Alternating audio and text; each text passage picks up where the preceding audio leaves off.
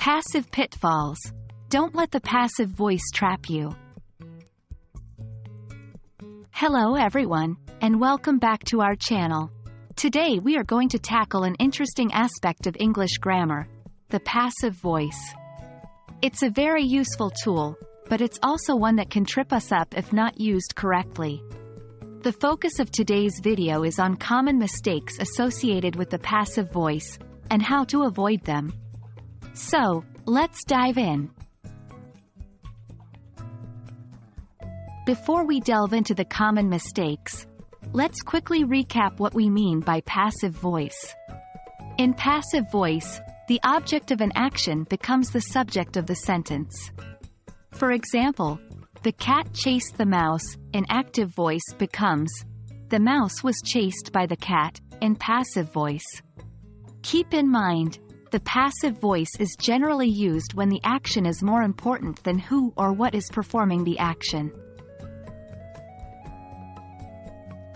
One of the most common mistakes with the passive voice is using it inappropriately. Now, what does that mean? It means using the passive voice when the active voice would be more direct, clear, and engaging. For instance, the cake was eaten by me is correct, but it's more natural and straightforward to say, I ate the cake. Remember, clarity should be your goal in communication. Another common pitfall is the ambiguous use of passive voice. This happens when a passive sentence doesn't make it clear who is performing the action.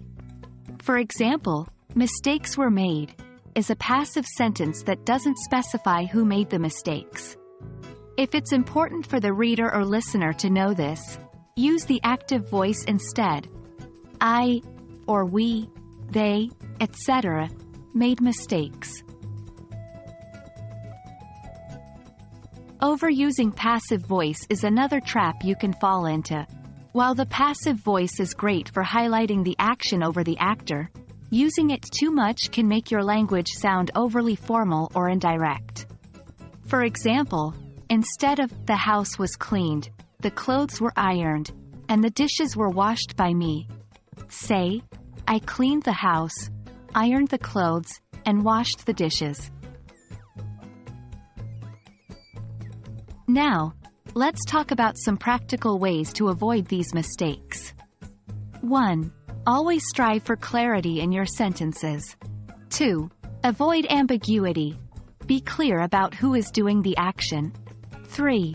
Use active voice for most of your sentences and use passive voice strategically when you want to highlight the action over the actor.